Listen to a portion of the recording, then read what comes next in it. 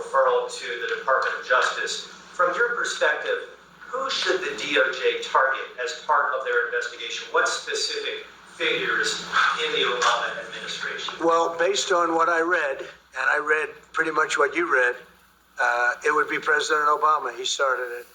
And Biden was there with him, and Comey was there, and Clapper. The whole group was there. Brennan, they were all there in a room. Right here, this was the room. This is much more beautiful than it was then, but that's okay. I have nice pictures up. They came out of the vaults. They were in there for 100 years. This is much more beautiful. We have the Declaration of Independence now in the room, which wasn't here. I guess people didn't feel too good about putting it here, but I do. But you know what? If you look at those papers, they have them stone cold, and it was President Obama. It wasn't lots of people all over the place. It was them too. But the leader of the gang was President Obama, Barack Hussein Obama. Have you heard of him? And except for the fact that he gets shielded by the press for his entire life, that's the one look, he's guilty. It's not a question. I like to say, let's give it time. It's there. He's guilty. This was treason. This was every word you can think of. They tried to steal the election. They tried to obfuscate the election. They did things that nobody's ever even imagined, even in other countries. You've seen some pretty rough countries. This man has seen some pretty rough countries, but you've never...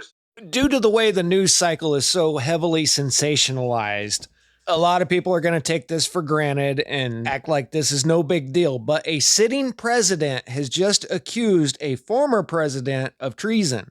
And not indirectly, not saying his administration, saying him personally was in a meeting with Comey and all these other people. And they have conspired to commit treason against the United States of America. So this could be more useless words like we've seen our whole lifetime. But having watched the trajectory of all this over the last 8 years, I think they're actually going to try to do something here. It's over in Pam Bondi's court now to launch an investigation on this, and I think that's what she was put there to do. If they don't do anything after all this, then all right, you guys can talk all you want. I was wrong. But I'm seeing this as the first shots fired. And I can already tell you by how everybody's acting about those files, they're not going to take down Mr. and Miss Mina. They're not going to take down Barry and Big Mike, but this can. Unlike phase 1 of the files, the report that Tulsi released actually showed some criminal intent. So you know what? I hope Ghislaine does testify. I hope she goes in and points fingers and names names. But that doesn't establish proof of anything.